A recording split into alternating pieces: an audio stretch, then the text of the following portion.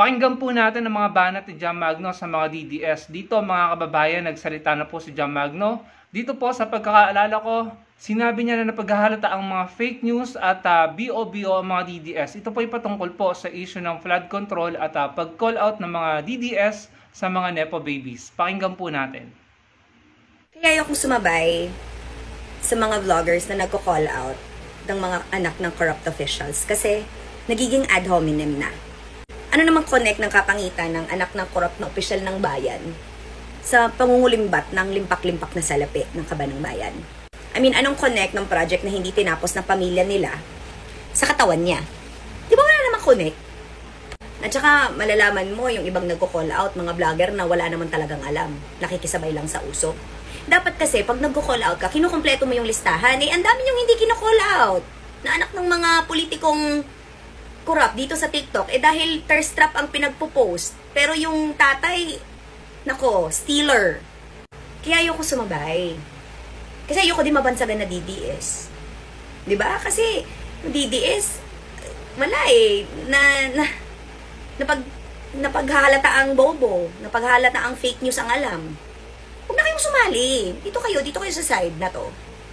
Kasi dapat, with credibility, we listen to vloggers from like the DDS. Tapos kunwari, sila na talaga yung Biblia.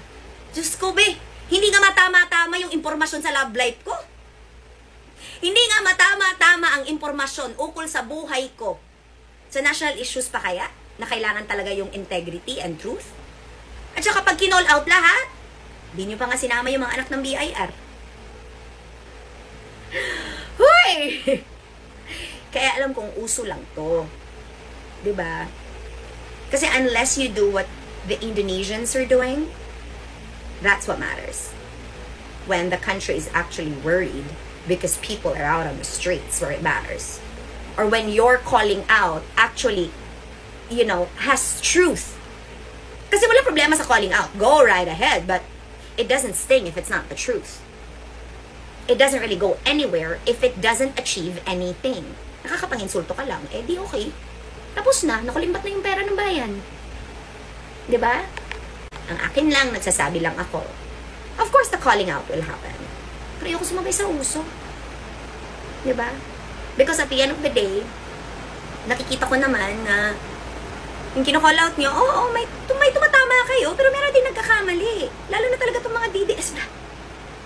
Kung hindi love life ko ang pinag-uusapan, mali-mali naman na info. O info na blanket statements, hindi naman credible. So, kaya ako sumabay. Kasi pag maldita ko, hindi naman sabay sa uso. No. Yun lang sinasabi ko, guys. Ha? Pag nagko-call out tayo, legit. Dapat ang kino-call out. Okay? Actual facts and figures. Nilalabas dapat. Ito yung project. Ito yung hindi ginawa. Ito yung company. Diba? Ganon. Kasi at the end of the day, sa haba-haba na listahan nyo, si Vizcaya lang yung nandun sa Senate probe. Diba? It should go somewhere. It should achieve something. Una po sa lahat mga kababayan, para hindi po kayo ma-mislead at para mapanood nyo po yung full video, available po yung full video na yan sa platform po ni John Magno. Pwede nyo pong hanapin, Kasi yung mga highlights lang po yung kinuha ko at pinakita sa inyo. Isang bagay lang po yung sinasang-ayunan ko sa mga sinabi ni John Magno. Yung idea po, or kung ako po yung tatanungin, agree ako dun sa idea na wala pong karapatang mag-call out ng mga Nepo babies ang mga DDS. Bakit kanyo? Dahil hindi naman po nila kayang i-call out si Kitty Duterte.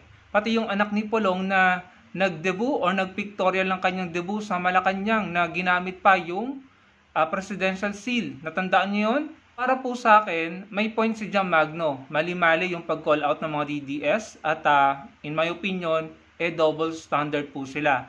Yung mga anak ni Pulong, and then si Kitty Duterte na ang dami, sandamakmak din ng mga luxurious bags, and then pa-travel, nakikita mo yung mga video na nagsasayaw sa yata yun, yung mga sosyalan na event na pinupuntahan, and then yung mga kinakainan, tapos yung mga alahas pa na ipinoflaunt sa social media. So kung ako po tatanungin, ang mga DDS po ay walang karapatang mag-call out ng mga Nepo babies dahil double standard po sila at hindi po nila kayang i-call out yung mga Duterte, sila nga itong nag-prevent ng impeachment trial ni VP Sara.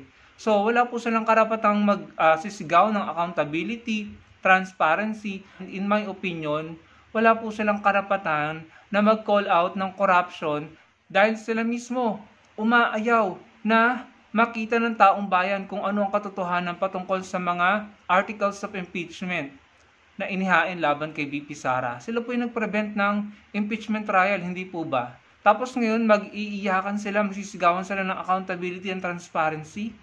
Samantalang, kitang-kita naman natin pare-pareho na may pinoprotektahan sila. Selective sila, mga kababayan. Pagdating sa mga Duterte at mga kaalyado ng mga Duterte, tahimik sila. Pero pagdating sa iba, maingay sila. So, may point si Jam Magno. Kung ikaw mag-call out, i-call out mo ng tama, maayos. And, wag bias, no? Wag double standard, wag hypocrite. Dapat lahat i-call out. Sabi pa nga ni Jam Magno, pati yung mga anak ng mga BIR officials. Tama, tignan nyo, kalkalin nyo yung mga social media accounts ng mga anak ng mga BIR officials at mga anak ng mga official ng DPWH. No? Tignan nyo lahat yan. Mga anak ng mga official ng customs. Ayan po, makikita nyo po kung anong klaseng lifestyle meron sila habang sandamakmak ang mga Pilipino na nagsasuffer sa baha at sa taas ng presyo ng mga bilihin at sa kung ano-ano pang isyong panlipunan, kagaya po ng kahirapan at kawalan ng maayos na tirahan. No? Tignan nyo, kalkalin nyo ang mga social media accounts ng mga anak ng mga opisyal ng custom, ng BIR, ng DPWH, ng yung mga anak ng mga general sa PNP. Tignan nyo pong mabuti. And kung tayo po, tama, yung sinasabi ni Jam Magno, mga DDS, makinig kayo. Sinabi ni Jam Magno sa pagkakatanda ko, napapaghalata kayong fake news at BOBO. Kung kayo mag-call out, i-call out nyo lahat, hindi yung sineselect nyo lang. Sineselect nyo lang yung mga kalaban ng mga puon nyo at yun lamang ang kino-call out nyo. So, nasa ng credibility and integrity at pagiging patas nyo. Hindi po ba mga kababayan? Ano? So, kung kayo ay pumigil sa impeachment trial, anong karapatan nyo na mag-call out sa mga Nepo babies ngayon? So, dyan po natin nakita yung ugali at karakter ng mga DDS, double standard at hypocrite, no? Hindi po natin dapat tigilan ang pag-call out, no, sa mga Nepo babies na yan. Lalo na kung yung kanilang mga magulang ay nakakakitaan ng katiwalian at nagtatamasa ng pera o pondo ng taong bayan at sila ang nagpapakasasa at nagpapakasarap ang buhay habang ang mga Pilipino ay hirap na hirap. I-call out natin ang i-call out. Pero yung mga DDS, kung kayo ay magko-call out lang ng mga kalaban ng mga puon nyo, manahimik na lang kayo. Dahil nakikita ang pagiging bias at double standard nyo.